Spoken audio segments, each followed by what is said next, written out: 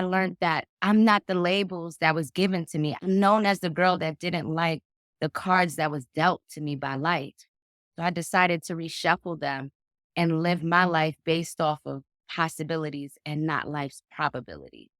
I'm too brilliant to be playing small. We tend to get in our head and we listen to those limiting beliefs and we listen to those limiting stories. So I had to be willing to face it in order to fix it. Because as a lighthouse, your job is to shine so bright that you guide the ships that are lost at. Thanks for tuning in to the Vibrant Soul Society, The Conversations. I'm your host, Baba Sam, the Miracle Man. Today, we are blessed with a very bright, vibrant soul with us. Keema, welcome to the Conversations. Hey, Baba Sam. I am so excited, grateful to be here to have this delicious conversation. Thank you for having me. Welcome. So, people that aren't aware, who is Keema? So, Keema is the name my mom gave me. My name is Shakima, and that was a beautiful name that her and my dad decided to name me.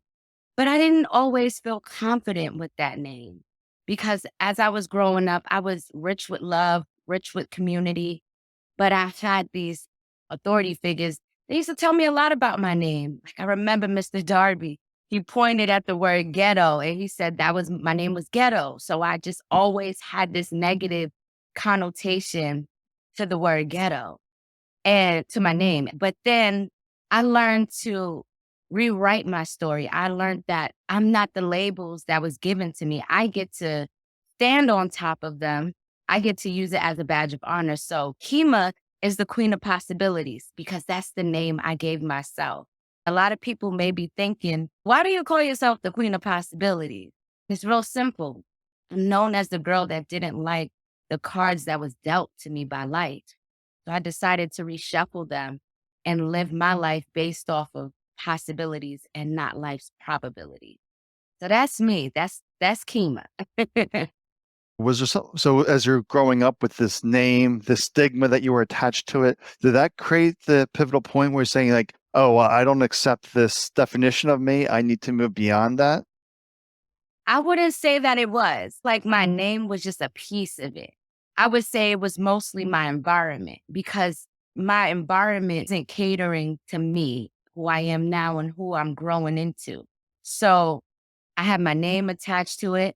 I was a chubby little girl, so I had my weight attached to it. So I had all of these things that I felt made me unlovable, that made me feel like I needed to be different. But then life started to happen, and I realized there's so much bigger things out there than people not liking my name or people not liking the size I am. I realized that I lost my home.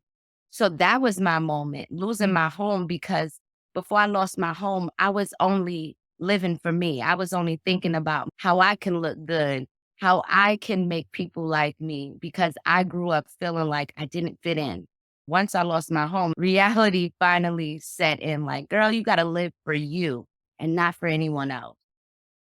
I love that live for you. Just hold on a second here. My light went out for whatever mystery reason. And technology is good when it works. They are seeing real life transformation, real life pivotal moments where sometimes the lighting goes out, sometimes the internet goes out, and like it happens, but it's about us continuing and showing up. So I can see you real good now, Sam. Yeah. Yeah, it cleared up. So it's an interesting point that you lost your home. It's like, all right, what is really going on here?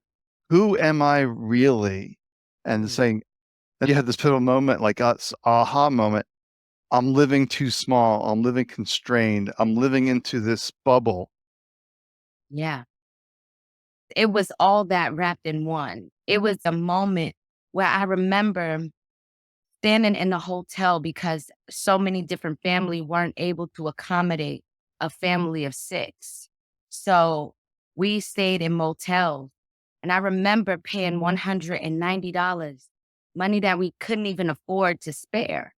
But we had to come up with this money to stay another night in the hotel. I just remember, Sam, standing in the middle of that hotel, looking around, looking at my bags that was unpacked, looking at the dirty mirror, looking at the stiff sheets. And I remember saying, I'm too good for this.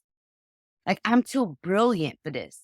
I don't know where I'm supposed to be. I don't know where I'm going to end up. I don't even know what I'm going to do tomorrow, but I know right here, right now, I'm way too good for this.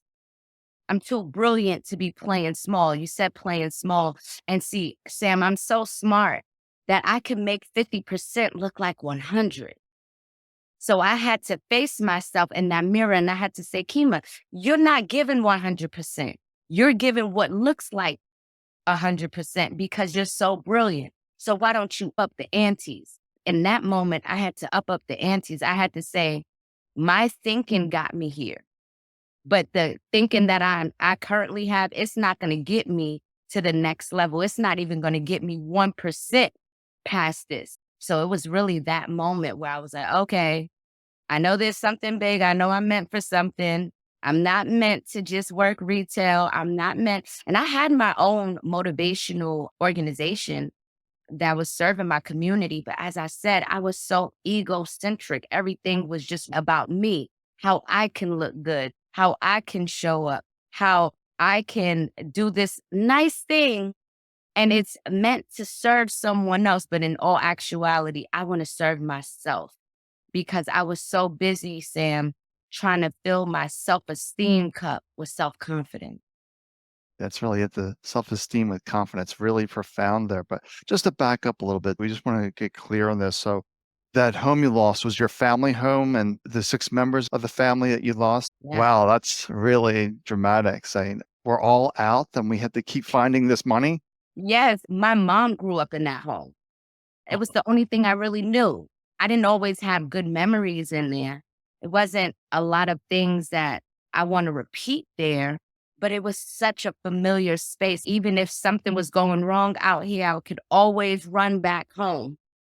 So that was really, really tough in that moment. And then, yes, having a family of 6, myself, my mom, my brother who's no longer here with us, and my 3 youngest siblings, it was really tough because we had to make sure that everything we endured didn't trickle down to the children. Right, exactly. So you make an interesting point there. The home was your identity. That was everything. And now it was taken away. It's like, okay, now who are we now? We're scrambling for money. And you're like, wait, there's something going on here. I'm too good to live in these kind of conditions for myself, for my family. We got to turn things around. And it's going to start with me. Was that Yeah. your attitude? Just Because, Sam, honestly, I realized in that moment that I'm holding on to so many things that don't serve me. I'm holding on to this home. They kicked us out. They don't want us there. So in my mind, I remember my nana, she wrote a check so that we can get back in the house and they rejected the check. So for me in that moment was it's time for us to move above this. Our time expired here. It was a hard realization to face, but I said, if anybody can do it, it's gonna have to be me because my mom, she's our mom. She feels like she disappointed us. And she feels like we're going through things that she never had to experience. So she felt like she was letting us down. And then my brother, he was dealing with a lot emotionally, internally. I didn't want to put the responsibility on any one of them because I felt like we were going to get trauma responses. For me, I realized that I'm learning new things. This is my moment to really step into me. This is my moment to really take my business to the next level. And it didn't always work out that way, but I learned so much about me in the process. I learned that nothing happened to me. Nothing happened to my family. See, I had a victim mentality. I felt like they took something from us, but they didn't take anything. They didn't do anything to us. They did it for us so we can come together, so that we can grow together, so that we can navigate the next few seasons of our lives. But to have the foundation built, because we didn't have a foundation, even though we always lived in the same home. So that was a big realization for me, just understanding that we can be so close to each other, but be on different ends of the spectrum. You make an important point here as well that we get so attached to our stories. It's easy to become the victim, like, oh, poor me this, poor me that. But you rose above all of that. So, what was the first step to rising above all these identities, all these stories? The first thing was I had to face it. So I want to invite people to face it, to fix it. I feel like we are trained to feel like, I don't want to deal with this. I don't want to look at it. You know that your bank account isn't the way that you want it to be. So it's like, I'm not going to open Chase today. I don't need that type of drama in my life. You know that a friend is upset with you. So it's like, I don't want to talk. I don't want to have this conversation. So we tend to get in our head and we listen to those limiting beliefs and those limiting stories. So I had to be willing to face it in order to fix it. So becoming aware allowed me to see and separate myself from the situation. I learned that I wasn't my circumstance. I learned that I'm more than everything that I'm growing through. I learned that I'm more than everything that I even tell myself. So the first thing was I had to face it. I had to face all of the decisions, all of the conversations, all of the things that made me in this moment. I had to face that I didn't like staying in this hotel. I had to face that I didn't have this relationship that I thought I had with my partner because I felt like, why you ain't move us in? Like, it was just so many different things. So I had to face that, you know what? It's time for me to step into me. And that led to me saying yes to myself. So that was the second thing I had to say yes.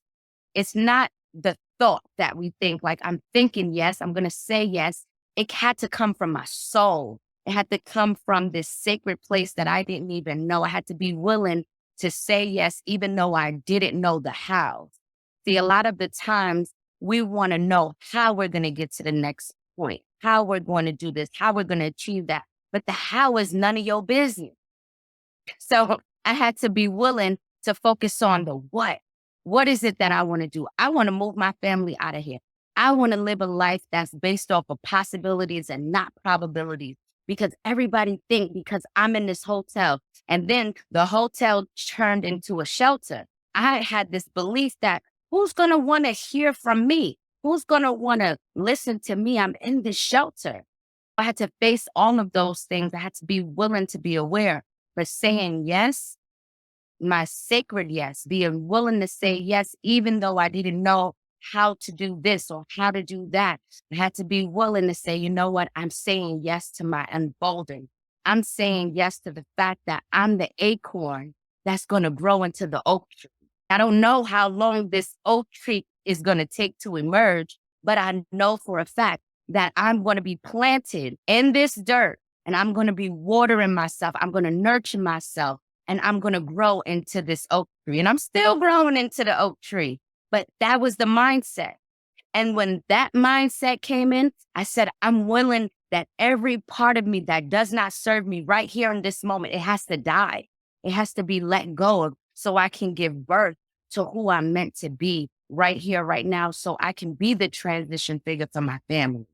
So those were three things that I had to do. But it wasn't an overnight process. It wasn't like, okay, I'm saying yes. And that's it. I'm going to move. No, I had to remind myself, like, this doesn't look like me saying yes, me getting upset at my family, me going out and staying out, me not going to work. I had to make some decisions that was in alignment with who I was today, but the woman I was growing into tomorrow. There's a lot of good nuggets in there. The first thing is to face it, to fix it. If you're not facing it, nothing's going to change. It's just going to stay there staring you in the face. I'm facing it, I'm becoming aware, and then we can fix it. And we don't worry about how. Like you said, the how isn't our business. The soul knows how, the mind's always guessing how, and it keeps us stuck. After the awareness, you have to have some curiosity. Why is this happening to me? But we think to me, but we think, why? And just digging into this. So I really And love that. But, I kept getting the why is this happening to me, like you mentioned. So I had these anchors, I had things around my wall that would remind me I am the creator of my reality. Nothing is happening to me, everything is happening for me. So I had these reframes because I had to say yes. So when you say yes, that makes room for a no. I had no room for limiting self-talk. I had no room for me to say, well, this is happening to me. I don't know how to do this because the universe is so beautiful, Sam, that when you ask a question, you're going to get an answer. I had to learn how to ask empowering questions because the why is this happening? Why me? Those are disempowering questions.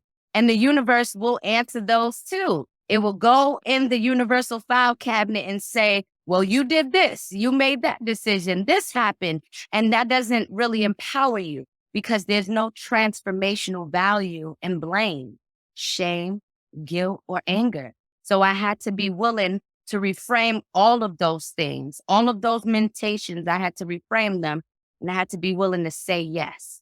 So that was the last point, just saying yes to myself and understanding that who I'm growing into, that's different from the version I am today. So I got to be willing to let go of everything that I'm holding on to right here, right now, so that I can continue to reach for that goal. But I'm so busy being shackled down to the things that don't serve me anymore.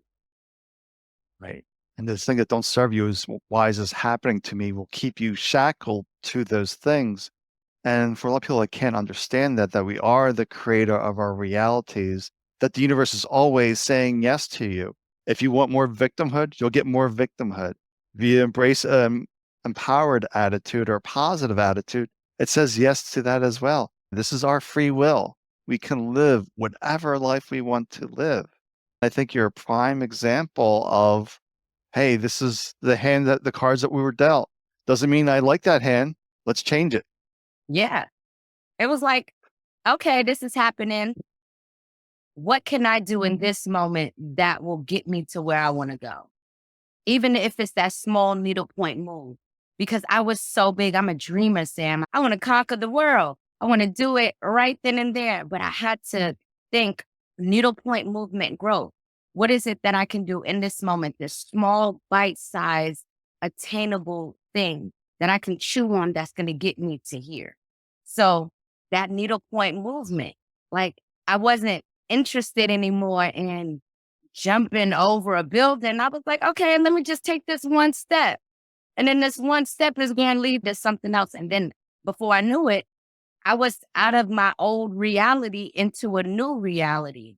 I still had self-image problems. You know, my self-image is in my subconscious mind because we have something called reflection.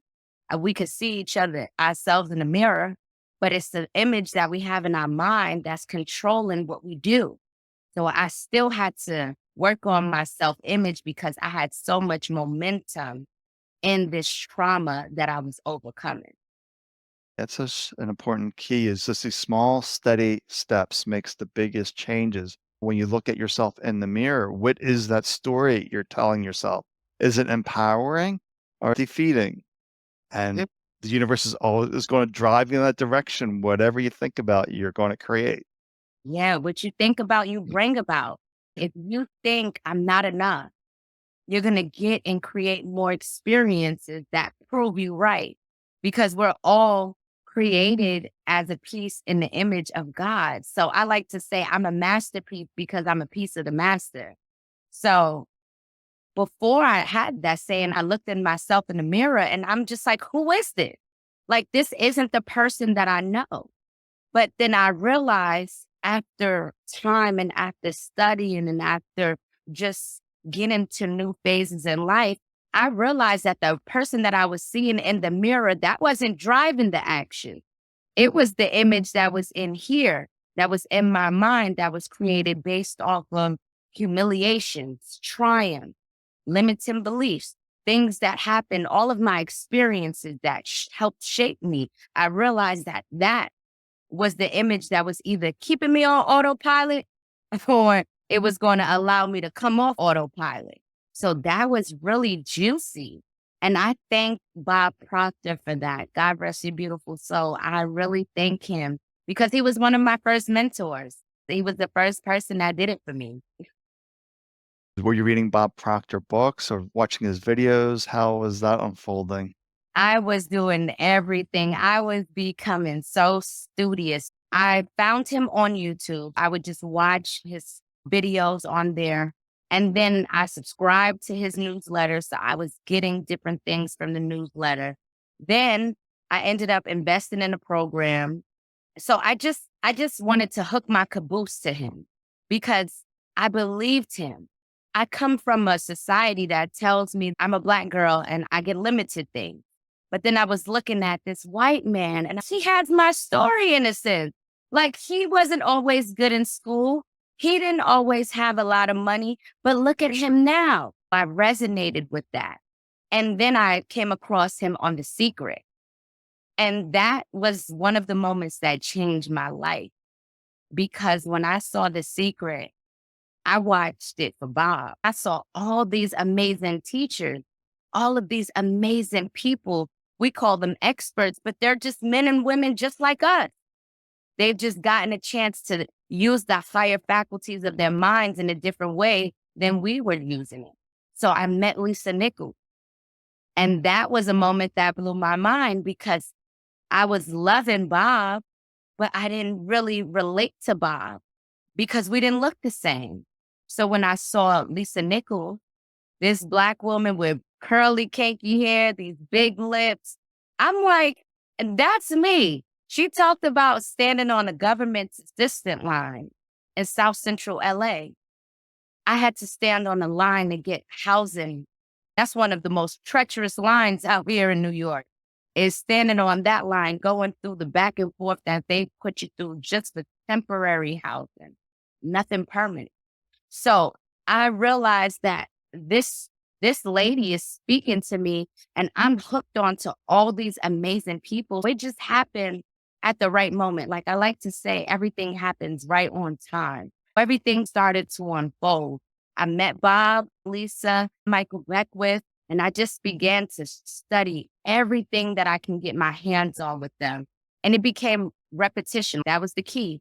I didn't just read everything they came out with. Bob Proctor's Winner's Image, I'm still reading it. I read the same chapter about 60 times. I wanted to really understand. I didn't want to devour the information I was getting. I wanted to sip and taste it. So that's how that began to unfold. I got a chance to meet them virtually, a lot of them. Lisa Nichols came to one of my very first events. Everything just started to unfold the way that the universe planned because these were the people that truly inspired me to be who I am today. The unfolding of it was beautiful. I tell this story as if it's so magical and everything happened right away, but it's like, no, it took time. It took time. I was with Bob for a while before I even came across The Secret. I think I switched hotels at that point. It was a lot with the unfolding, but I wouldn't change it for the world. It's the reminder that our awakening into our truth is really an individual process. Some people a little slower. It takes whatever path it needs to take. Mine was accelerated, extremely accelerated. Had no spiritual teacher. I read about meditation brings inner peace. Through that, I'm like, oh, I have thoughts, but I'm not my thoughts. If I'm not my thoughts, who am I? I heard a verse say, perfect spirit. Yes, we're all spirit. I'm not this damaged body and mind. Knew all was well. All my health issues went away. And that was it. Mine was very quick.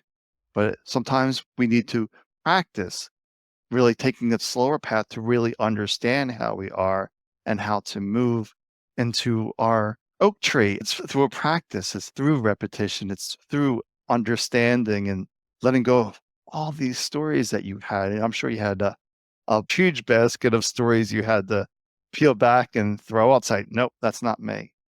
Yeah, That's not me. I think of it as like a garden.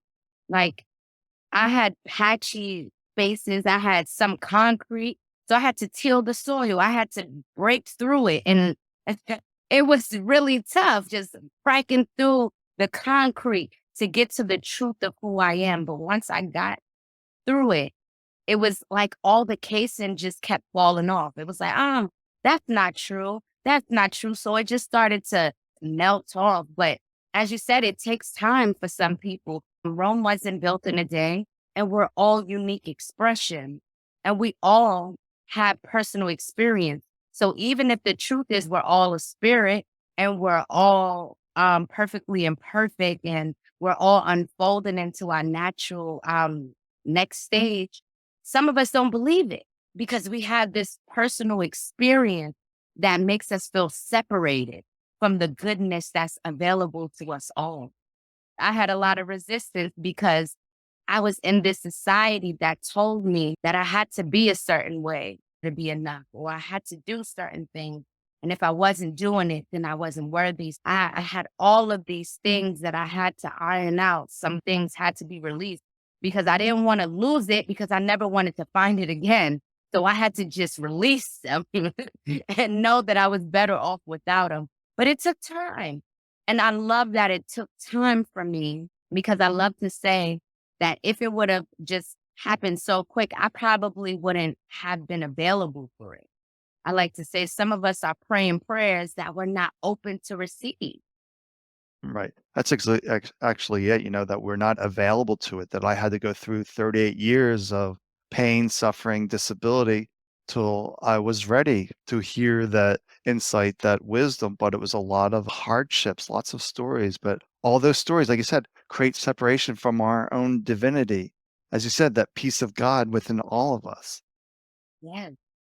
And once you understand that you are an unlimited being, because you are a piece of God, it becomes like, okay, well, God ain't sitting here beating me up. We live in this society that tells us we have to do things a certain way or God is going to be mad at us. But that's not true because we're a piece of God and God ain't beating himself up. So we have to learn to just have grace and ease. That's something that's available to us all as we get to the next level. Because your journey is your journey. My journey is my journey. We're all on Mhm. a hero's journey. We get to have this so that we can bring something back to someone so they can understand. There may be somebody at stage one. They may be in the victim stage right now, and they may be hearing that they're ready to manifest, but they're not there yet. It's conversations like this because we've been able to get knocked down, or we've had the resistance, or we've learned the lesson. We've learned a lesson to get to our blessing. And now we can share that with other people who are on the same journey as us. I think that's just so beautiful because that's what we're here to do. He reminded us that we have to face it to fix it. Most times we're not facing it and facing it with curiosity. This keeps repeating itself. Why? And understanding that. You make a good point though. Once you align to who you are, there is a grace and ease that comes. But it takes time to get there because the mind's constantly holding on to things that aren't serving us. There's a misconception that we have with thinking and mentating. Throughout my entire life, I was mentating. I was repeating conversations, phrases, images that didn't serve me, but I thought it was me thinking. And I built momentum in that area versus actual thinking, really standing back and asking empowering questions, being served in a way that it serves me now, but it also serves the woman that I'm growing into. I didn't have that thinking process. I didn't have actual thought forms. I had mentating thoughts. That turned into rumination. I just kept repeating these things that didn't serve me. So a lot of the times we do have to get clear on, are we actually thinking? Are we actually having thoughts that serve us? Or are we repeating things from our past that we've outlived, but we're still emotionally invested into it? We're still emotionally connected to it. So sometimes we have to ask those questions because when you think I'm not good enough and you get the thoughts and images that support that, that's not the truth. That's just old experiences that we just keep repeating that mask itself as a thought, but it's really just a meditator. And that's why I created these cards. They're not fancy, they're on index cards. I created these reframe cards that allow me to say things like, I am choosing experiences that enhance my life versus thinking that I'm having experiences that don't serve me when something crosses my path that I don't like, because it happens to us all. With at those moments where you have to be mindful, like, oh, this is just an experience. This doesn't define the journey.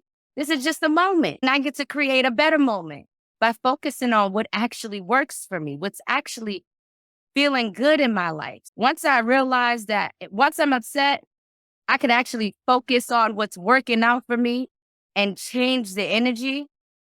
That was a game changer because when I was upset and when people I know get upset, they just always talk about what's making them upset. They just talk about the problem versus creating a solution. And then when Michael Beckwith taught me how to rechannel my energy, I can be upset and I can be yelling and feel like everything is always against me and my back is always against the wall and people are so unfair. Life is unfair. I can change that venting and I could use the same energy that's in my body and I can turn it into, well, why is everything always working out for me? It may seem crazy at first because it's like, I don't think anything is working out right now. You hear that small voice, but you continue to sing it because you're rechanneling your energy. And that helps you produce positive chemicals in the body. The body keeps score. So it's almost like the body's like a pharmacy. It will prescribe you whatever it is that you're feeling. So if you're feeling stress, anxiety, it's going to produce the chemicals in the body that's going to make those experiences true. So when you start to feel those chemicals, you can reframe it. That's what I started to do when I would just scream out things like, why is my account in overflow? Why do money always show up for me? And it seemed like a psychotic thing at first, but when I realized my body was feeling good, and then I was getting more of those experiences. So maybe I wouldn't get the full amount in my bank account. Like maybe I wouldn't get a certain monetary amount, but I would meet a good person like you. And I would have a great conversation or can we have an interview? Like those things will happen. So that's richness. So I had to be willing to see abundance in all forms. There's some really good stuff in there too. And Abraham talks about this as our priority is to feel good in this moment, because when you feel good in this moment, you're going to get a positive outcome. And to understand that every experience that we have is serving us. It's serving us in some way. It's probably showing you over and over again that something you do not prefer, because you need to flip that script. You say, nope, that's not my story. I need to look at it at a different light. You have to reframe it. Like, how can I see this in a way that's empowering as opposed to defeating? So as we're wrapping up here today, would you impart any last nuggets of wisdom onto the audience that's listening that we haven't talked about today? I just want to remind you that you are the author that's writing the story called your life. And the pen is always in your hand. And that sometimes we don't like the previous chapter that was written, but because the pen is attached to your hand, that's attached to your wrist, that's attached to your elbow, just attached to you, you get to decide what it looks like in the next chapter. You get to rewrite your story into something that serves you, that speaks to you, that honors you. We don't have to be defined by past experiences or past stories. We get to step into our greatness. So I just want to remind you that it's time to show up for you and not just for you, because there's someone watching you. There's a 12-year-old girl, there's a 57-year-old guy that forgot to dream. Life started to happen. So when you show up for you, when you shine your light so bright, you get to remind them that they don't have to live in that darkness. Because as a lighthouse, your job is to shine so bright that you guide the ships that are lost at sea. So remember that the pen is in your hand and shine your light so bright. That's it. I could talk, so I could probably pull a nugget out somewhere else, but I'm going to leave them with that. That's a great reminder that right before us is a blank sheet of paper, and you're the one holding the pen. Which story are you going to write? What do It's you that say? simple. So, so how people reach out to you? So right now, I am in my transformational space. I just want us to be friends. Connect with me on social media. I don't have anything I want to sell you right now. I have tons of services, but I just want to serve before the service. So follow me on Facebook at Keema Possibilities. I have my YouTube channel that I'm growing as well, Keema Possibilities. So I'm just open to just connect with you there. If you want to take a deep dive into work, I go over a lot of juicy things in my group, Planning with Possibilities. We are wrapping up a rebrand there. So I'm excited to have you there. Any of those spaces, feel free to come. You are family. You are my brother, my sister in prosperity. So let's go. That's beautiful. Thank Thank you for coming onto the conversations. Really enjoyed speaking with you today. Same here, Sam. This was such a dynamic, this was forward moving conversation. I like to say this was grown folk conversation. The little kids had to go to bed for this one.